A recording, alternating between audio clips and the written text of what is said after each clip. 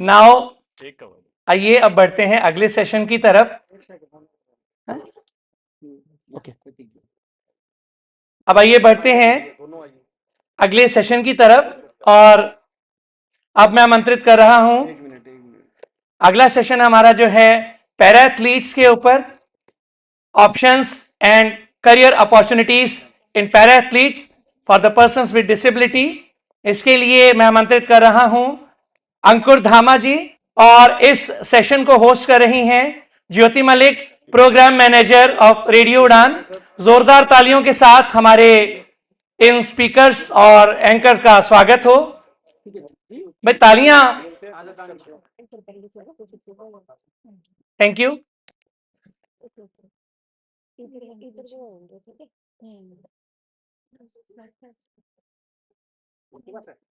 हाँ,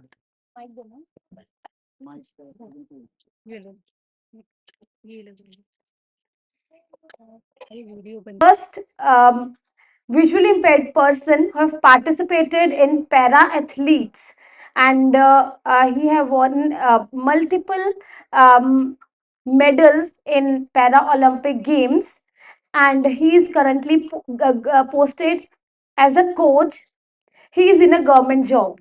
So please put your hands together for Ankur Dhama, our next speaker. सो अंकुर जी, आज हम आपसे जानना चाहेंगे स्पोर्ट्स के बारे में, जो हमारे आज यहाँ पर लोग पहुंचे हैं और जो भी लोग सुन रहे हैं वो जानना चाहते हैं कि हमारी क्या करियर अपॉर्चुनिटीज रहने वाली हैं स्पोर्ट्स में। तो सबसे पहले थोड़ा सा आप अपने बारे में भी ब्रीफ कीजिए कि आप कौन सी गेम्स खेलते हैं और आपका कैसा सफर रहा। Then I'll proceed with the other questions. Good afternoon to all. ये बहुत ही खुशी का समय है और एक अच्छा वातावरण है यहाँ पर, जब मैट फाउंडेशन और साथ ही साथ हमारे भाई दानिश जी की रेडियो उड़ान की जो उड़ान है वो देखिए कितनी दूर तलक चली आई है। तो आपने पूछा, यहाँ पर स्पोर्ट्स की बात भी आई गई है, तो मुझे लग रहा है कि अब ये लास्ट सेशन है तो थोड़ा खेल लिया जाए और खिला लिया जाए। देखिए मेरा नाम अंकुर धामा है और मैं इंडिया का फर्स्ट ब्लाइंड पैरा ओलंपियन हूँ जिसने इंडिया को रिप्रेजेंट किया इन रनिंग इवेंट्स में। साथ ही साथ ताली जी अंकुर जी। साथ ही साथ एशियन पैरा गेम्स में मुझे 2 स्वर्ण पदक मिले और ये सफ़र मेरा लास्ट अराउंड 17-18 ईयर से है। तो अब मैं कह सकता हूँ कि मेरे को काफ़ी एक्सपीरियंस है पैरा एथलेटिक्स का, पैरा स्पोर्ट्स का, और विशेष तौर पर विजुअली इम्पेयर्ड कैटेगरीज के लिए। तो मेरा समय एक सामान्य बच्चों की तरह ही गुजर रहा था। 5 से 6 साल का था तब मैं।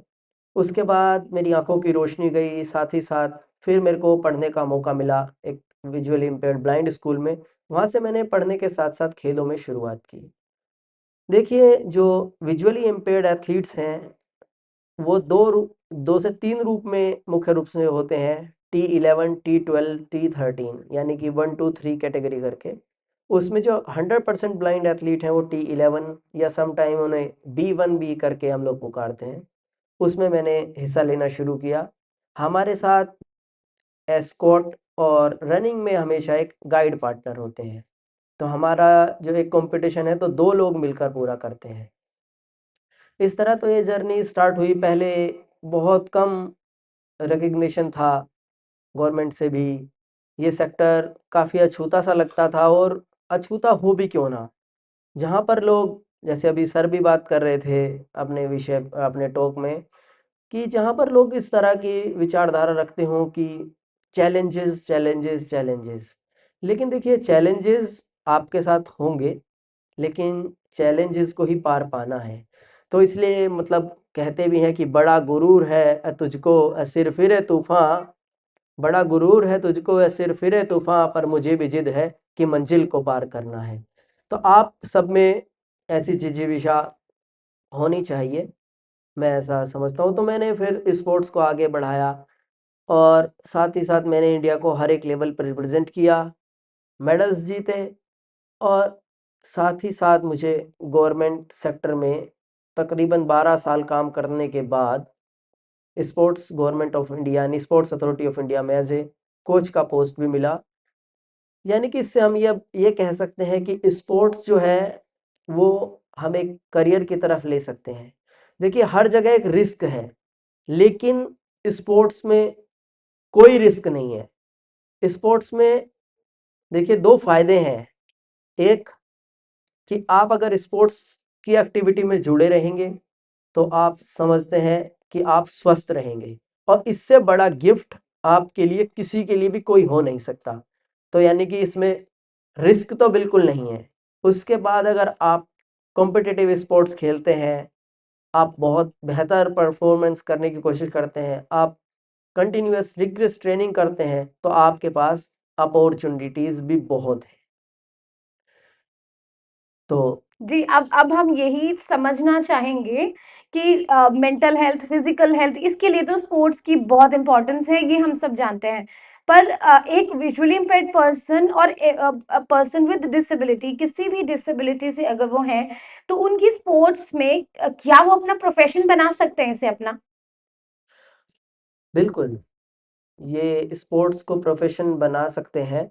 किसी भी प्रकार की अगर दिव्यांगता है, चाहे वो विजुअली इम्पेयर्ड हो, मेंटली इंटेलेक्चुअल डिसेबिलिटी से हों, सेरेब्रल पैलिसी से हों, व्हीलचेयर यूज़र हैं, किसी भी प्रकार की जो डिसेबिलिटी है वो पैरा स्पोर्ट्स में खेली जाती है। मैं यहाँ पर थोड़ा-सा बताना चाहूँगा कि जो पैरा स्पोर्ट्स है, जो पैरा खेलों की शुरुआत जो है, वो सबसे पहले पहल 1948 के आसपास से मानी जाती है। ये पहले कुछ सैनिकों के लिए उस समय युद्ध में जो कुछ घायल लोग हुए थे, उनके रिहैबिलिटेशन के लिए प्रोग्राम शुरू किया गया था। उसके बाद धीरे-धीरे ये मुहिम आगे बढ़ी और पूर्ण रूप से फॉर्मली 1960 से पैरा ओलंपिक खेलों की शुरुआत हो चुकी थी।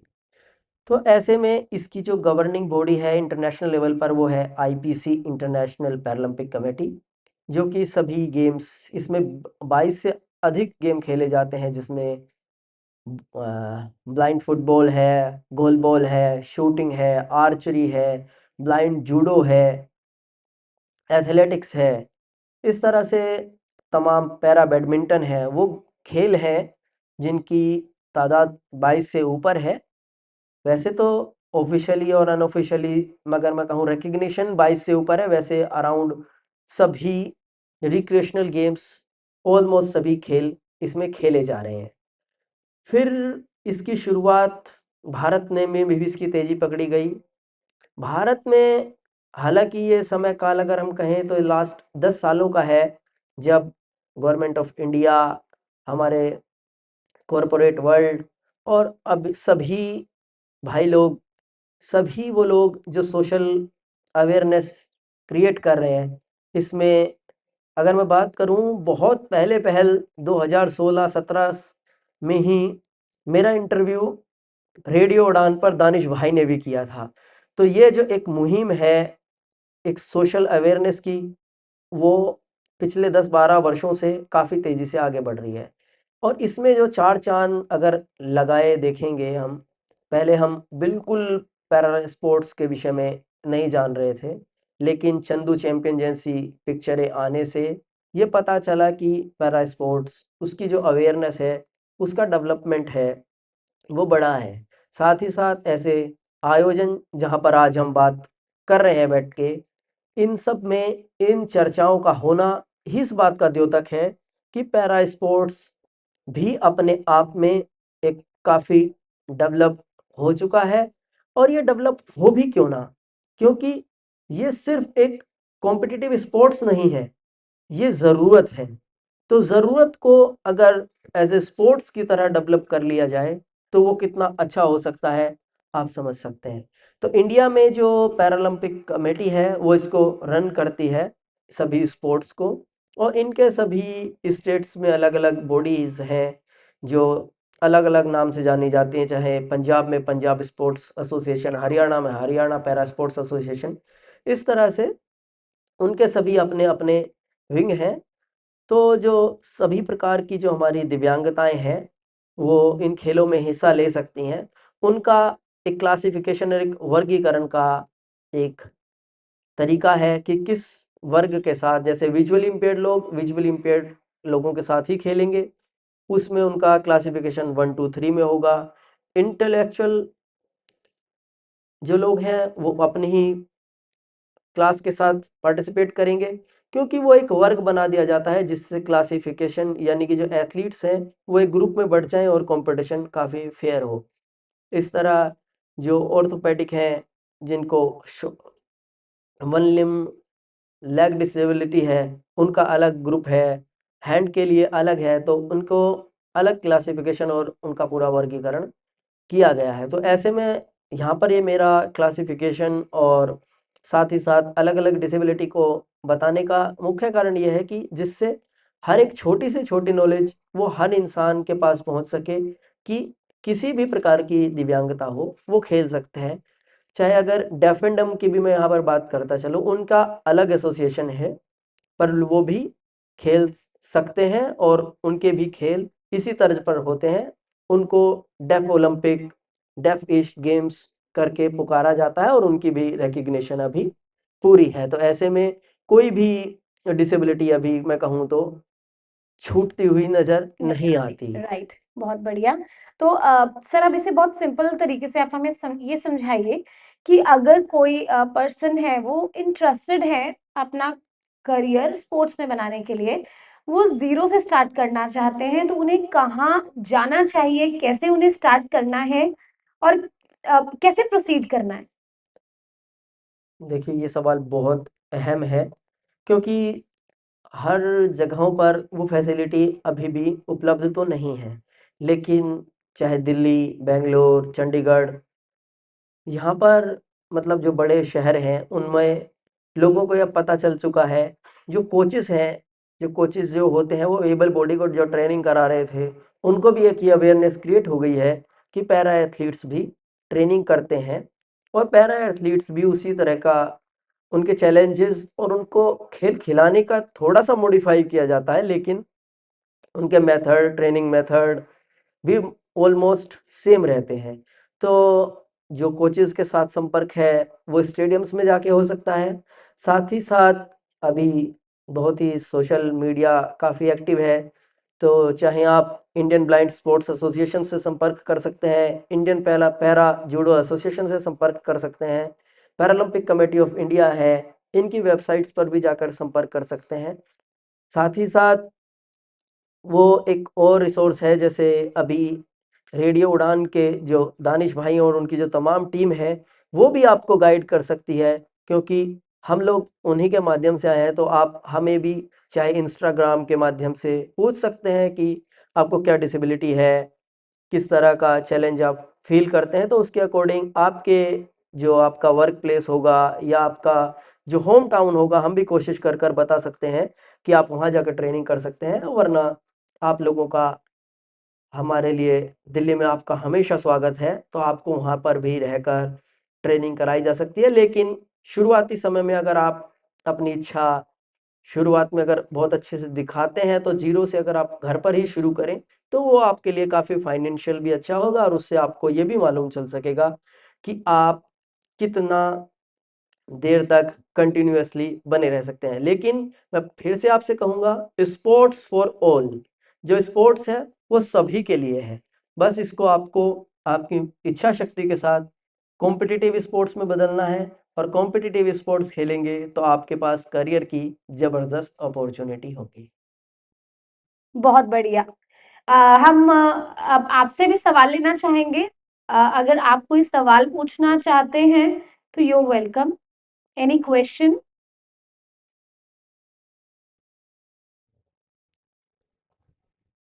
देखिए, किसी के भी मन में कोई सवाल हो तो वो पूछा जा सकता है। Career in sports for career in persons with disabilities. हाँ, और मैं नहीं तो फिर अभी मैं बात को आगे बढ़ाता हूँ। जी। देखिए, जब हम स्पोर्ट्स को एज़ ए करियर की तरफ चूज़ करने की बात करते हैं, तो हमारे दिमाग में 2-3 ख़्याल मुख्य रूप से आते हैं कि स्पोर्ट्स खेलने के बाद हमारा लाइवलीहुड, हमारा फ्यूचर कितना सिक्योर होगा। तो अब जो है काफ़ी चीज़ें बदल गई हैं। देखिए अब एक तो एथलीट्स को काफ़ी कॉरपोरेट सेक्टर का भी सहायता है, उससे ट्रेनिंग एथलीट्स की अच्छी हो रही है। ट्रेनिंग अच्छी होने से एथलीट्स अच्छा परफॉर्म कर रहे हैं। इंडियन गवर्नमेंट भी, भारत सरकार का sports department, income tax department और बहुत से जो डिपार्टमेंट हैं और भी चाहे इंडिया पोस्ट डिपार्टमेंट, ये तमाम वो डिपार्टमेंट्स हैं जो अभी बिल्कुल मेरे नोन में फर्स्ट ग्लांस में ही समझ आते हैं, जिन्होंने पैरा स्पोर्ट्स पर्सन्स को, पैरा एथलीट्स को जॉब प्रोवाइड की है अकॉर्डिंग टू उनके परफॉर्मेंस। और इसमें उनका नंबर अराउंड 100 से ज़्यादा लोग अभी तक इस तरह की जॉब्स पा चुके हैं। इसी तरह की पॉलिसी देखिए स्पोर्ट्स अथॉरिटी ऑफ इंडिया में तो अभी पॉलिसी भी क्रिएट की गई है। इनकम टैक्स में एबल बॉडी एथलीट्स के साथ साथ पैरा स्पोर्ट्स पर्सन को भी जो प्रोवाइड की जा रही है। तो इसी तर्ज पर और भी जितने भी सेक्टर हैं सेंट्रल गवर्नमेंट के, वो काफ़ी आगे बढ़कर इसमें आ रहे हैं। देखिए सेमी गवर्नमेंट जो सेक्टर हैं, जितने भी हमारी महारत्ना कंपनियां हैं, उनमें भी ये अपॉर्चुनिटी बढ़ चुकी है। इवन भारत पेट्रोलियम ने अपने यहाँ पर लोगों को एज ए स्पोर्ट्स पर्सन्स को, विशेष तौर पे दिव्यांग खिलाड़ियों को भी रखा है, तो वहाँ पर भी एक अपॉर्चुनिटी बढ़ गई है।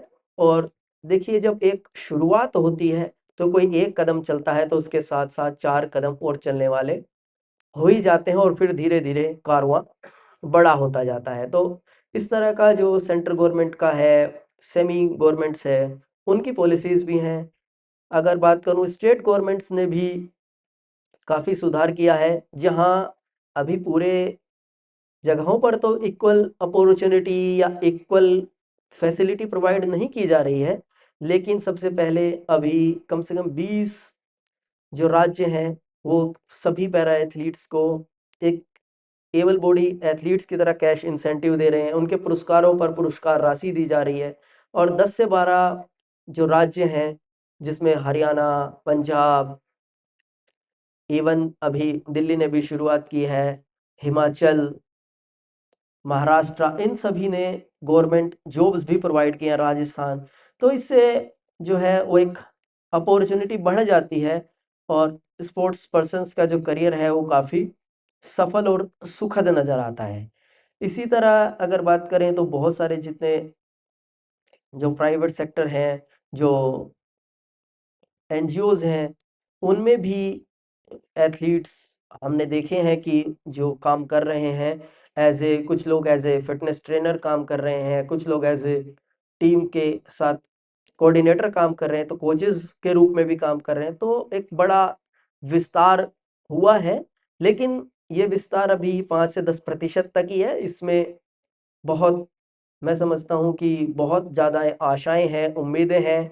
भारत 2036 का ओलंपिक कराने की बात भी कर रहा है, हम इस दिशा में आगे भी बढ़ रहे हैं। तो ऐसे में आप समझ सकते हैं कि और कितनी ज़्यादा फैसिलिटीज़ और कितनी ज़्यादा अपॉर्चुनिटीज़ क्रिएट हो सकती हैं, क्योंकि ओलंपिक्स के साथ साथ पैरालंपिक भी होगा। जी, बहुत बढ़िया।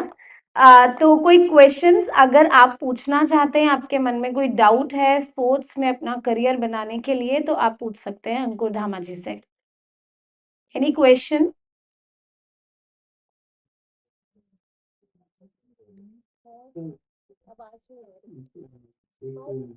डिजिटल पर्सन को पता होता है कि इस तरह गेम होते हैं, तो यदि वह लेट खेलना शुरू करता है गेम बाई 40 और वो नेशनल गेम्स में गोल्ड मेडल भी प्राप्त करता है, तो उसको स्पॉन्सरशिप नहीं मिलती, एक इशू आ जाता है। तो गवर्नमेंट द्वारा ये कोई विशेष फैसिलिटी नहीं मिलती, बहुत ही कम राशि होती है, जबकि इंटरनेशनल लेवल पर उसको अपना रैंक मेंटेन करते वक्त काफ़ी पैसा खर्च करना पड़ता है। कभी एशियन या ओलंपिक गेम्स में पार्टिसिपेट कर सकता है, आपको दिखानी है, तो वह अपने स्पॉन्सरशिप कैसे प्राप्त कर सकता है एज इशू होने के बाद एक विजिबल स्टोर पर।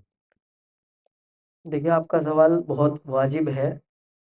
एबल बॉडीड एथलीट्स का जो एज फैक्टर है, हमारे पैरा स्पोर्ट्स में एज फैक्टर उतना काम नहीं करता, लेकिन सम टाइम आप भी समझते हो कि जहाँ पर फिटनेस वगैरह काफ़ी काम करती है, उसमें एज फैक्टर काम करता है। लेकिन अभी बहुत सारी जगहों पर इस बैरियर को, विशेष तौर पर दिव्यांग खिलाड़ियों के लिए इस बैरियर को हटाया गया है, या जो एज क्राइटेरिया कम होता था उसको एज क्राइटेरिया बढ़ा दिया गया है।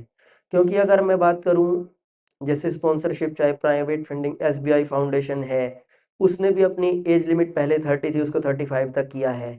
बहुत सारे गवर्नमेंट सेक्टर भी ऐसे हैं जो कि क्लोज लगाने की कोशिश करते हैं एज बैरियर का, लेकिन बहुत सारी जो अभी हम लोग बात रखने की कोशिश करते हैं, तो बहुत सारी जगह इस चीज़ को एक्सेप्ट किया जाता है कि जो पैरा स्पोर्ट्स है उसमें कई बार जो ऐसे व्हील चेयर यूज़र एथलीट हैं उनका प्रोग्रेस स्लो रहता है और काफ़ी देर तक रहता है। तो हमें इंटरनेशनल पोडियम पर भी, इंटरनेशनल मीट्स में भी अराउंड 50-60 ईयर्स के लोग आराम से खेलते हुए मिल जाते हैं। क्योंकि वैसे भी देखिए, स्पोर्ट्स करने की कोई उम्र नहीं होती, और आप जितने आप मेंटली फिट रहेंगे, आप उतने ही हेल्दी, और आपका फिटनेस भी अच्छा रहेगा, शारीरिक तौर से भी आप फिट रहेंगे।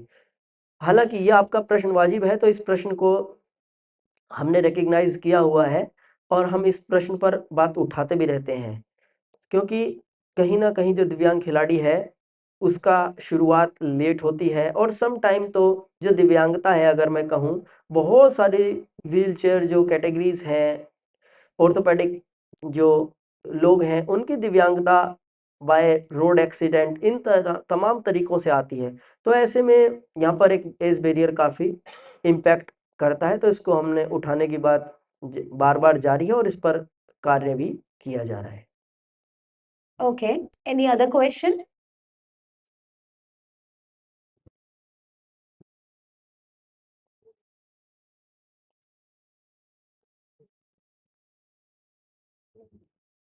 मेरा एक सवाल है।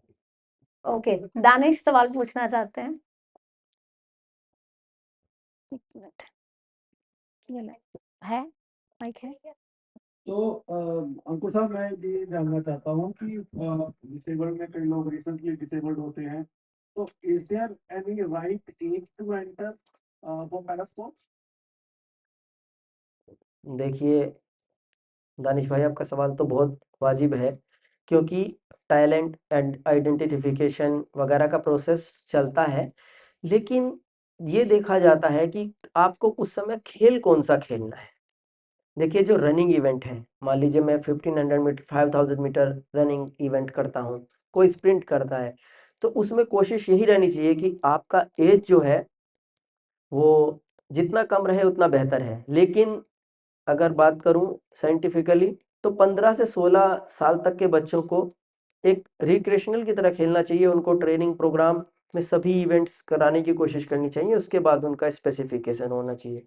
लेकिन जो दिव्यांग खिलाड़ी हैं, स्पेशली सम टाइम, अभी जो आपका सवाल है उसे रिलेटेड है कि एक्सीडेंट के साथ कुछ लोग दिव्यांग हो जाते हैं, तो उसमें स्पेसिफिक कोई एज नहीं है। अगर कोई 30 के आसपास में भी हो जाता है, कोई व्हीलचेयर पर सपोज दैट आ जाए, तो पहले वो अपना रिहेबिलिटेशन करे, साथ साथ वो उसके पास जो अपॉर्चुनिटी है डिस्कस थ्रो करने की, या एथलेटिक्स में बात करूं, व्हील चेयर रेसिंग की, शॉर्ट पुट थ्रो करने की, साथ साथ और भी जो तमाम गेम है, व्हील चेयर, टेबल टेनिस है, बैडमिंटन है, तो इस तरह की जो क्लासेस हैं उनमें भी वो पूर्ण रूप से पार्टिसिपेट कर सकते हैं। तो उसमें कोई एज ऐसा लिमिट नहीं है। बस उनको जब राइट ट्रैक मिले और अच्छे लोग मिल जाएं और उनका जैसे ही इच्छा, उनकी शक्ति जग जाए, तो उनको शुरू कर लेना चाहिए। क्योंकि अगर बोशिया के खिलाड़ी हैं, तो अगर देखा जाए तो उसमें भी काफ़ी एज के एथलीट हैं। क्योंकि जहाँ स्किल्स की ज़्यादा ज़रूरत होती है, स्ट्रेंथ या पावर की कम ज़रूरत होती है, उस गेम को आप आसानी से लंबे समय तक खेल सकते हैं। राइट। तो सर एक लास्ट क्वेश्चन है, उसके बाद हम वाइंड अप करेंगे। ऐसी कौन सी गेम्स हैं जो गवर्नमेंट रिकॉग्नाइज करते हैं? जैसे आप रनिंग में हैं तो you are posted as the coach. I mean career purpose से बताइए कि ऐसी कौन सी गेम्स हैं जिन्हें गवर्नमेंट भी रिकॉग्नाइज करती है फॉर पर्सन्स विद डिसेबिलिटी और फुल सपोर्ट देती है। देखिए जितने भी पैरालंपिक स्पोर्ट्स हैं, सबसे अच्छा तो यही रहता है कि अगर कई बार हमें ये देखना है कि रिकग्निशन किस किस खेल को है, जितने भी आईपीसी द्वारा पैरालंपिक्स में गेम कराए जाते हैं उनको मान्यता प्रदान की जाती है, क्योंकि वो इंटरनेशनली एफिलेटेड होते हैं और गवर्नमेंट भी उन्हें एफिलिएशन देती है। लेकिन जिसमें चाहे मैं बात करूं एथलेटिक्स हो गया, स्विमिंग हो गया और हमारा जूडो है, स्पेशली जो जूडो है वो लोग ही पैरा एथलेटिक्स में जूडो जो है वो विजुअली इम्पेयर्ड कैटेगरी में लोग खेलते हैं। तो इस तरह जो स्विमिंग है, स्विमिंग में सभी लोग खेलते हैं, टेबल टेनिस है, तो इन सबको मान्यता दी गई है। कुछ अभी खेल हैं जो इनिशियल स्टेज पे हैं, आर्म रेसलिंग है जो लोग कर रहे हैं। हमारा जैसे अगर हम बात करें रीजनल खेल है कबड्डी, उसको भी कोशिश की जा रही है स्पेशली इन पैरा स्पोर्ट्स में रिकग्निशन की। सम टाइम क्रिकेट को लेकर एक ये चुनौती बनी रहती है। तो ये सारी चीज़ें ये है, क्योंकि इनके साथ साथ इसमें चुनौती बड़ी ये है कि ये सीधे सीधे एनएसएफ यानी नेशनल फेडरेशन द्वारा ड्रिवन नहीं होते, इनके सेपरेट एनजीओज और सेपरेट इनका बोर्ड है, तो उन पर कई मामलों में गवर्नमेंट का उतना कंट्रोल नहीं रहता, इनकी फंडिंग भी सेल्फ रहती है। तो इस तरह से जो कुछ खेल हैं वो नहीं रिकग्नाइज रहते, लेकिन जितने भी ओलंपिक चार्टर में और पैरालंपिक चार्टर के जो खेल हैं वो सारे रिकग्नाइज्ड हैं। Thank you so much Ankur ji, एक बार जोरदार तालियां। Thank you so much. Thank you Jyoti and thank you Ankur ji. और मैं इसी के साथ मंच पर आमंत्रित कर रहा हूँ श्री अजय अरोड़ा जी को मैट फाउंडेशन से। एंड यहाँ करेक्शन है, अजय जी मैट फाउंडेशन से नहीं है, secretary finance department yes, special secretary finance department government of Punjab and Meena Singhvi ji director radio Udaan, वो आए और अंकुर धामा जी को सम्मानित कर हमें गौरवान्वित करें। तालियां बजती रहनी चाहिए, ये बहुत थोड़ी है। Thank you so much. और आइए अंकुर, आइए इधर राइट साइड से, मैं ये टेबल पर रख दीजिए। इस कॉन्फ्रेंस के आखिरी पड़ाव की तरफ भी आगे होना हम बढ़ते हैं। ध्यान से आओ, ये ध्यान से। डैनियल लेबनार्ड जी हैं यहाँ पर कोई बात नहीं, आगे हो जाओ। और फाउंडर टचपैड फाउंडेशन अंकुर जी आप और आ जाइए। ब्रेन पोर्टल वॉलंटियर आप हमने स्टार्ट किया है। दीदी सुबह भी हमने आपको ना टेबल से